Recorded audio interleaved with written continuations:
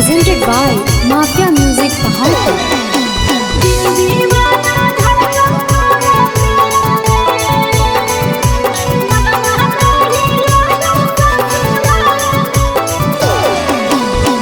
कैसा नहाखिला भरावा के कि हकौहल समाचारवा के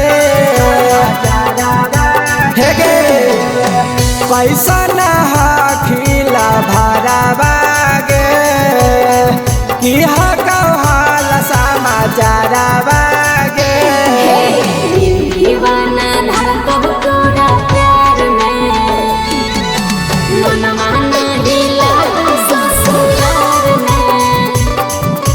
दिल दीवाना धड़कब तोरा प्यार में मनवा नहीं लागल ससुराल में।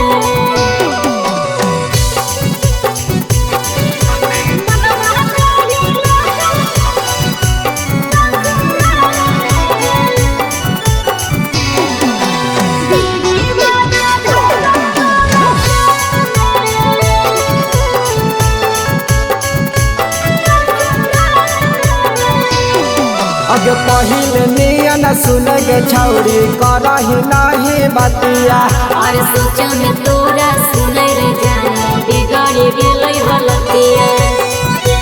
हे गे पहिले नियन सुन गे छौरी करही नहीं बतिया और सोचा में तोरा सुनै रे जाना बिगड़ी गेलै हलतिया। और मजा न मिलै तोरा जैसन भतार में मनवा नहीं लागै ससुराल में।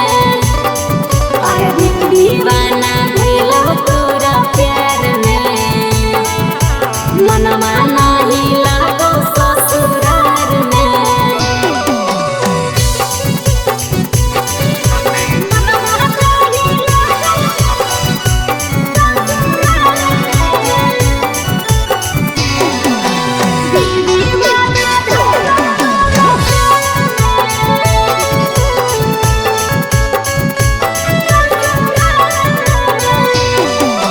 लगा हवे ते फिक्रिया हमर तब काहे ला कइने बियाहवा और नीरा सतिए से हमारा कबो मानो नहीं दुबलावा।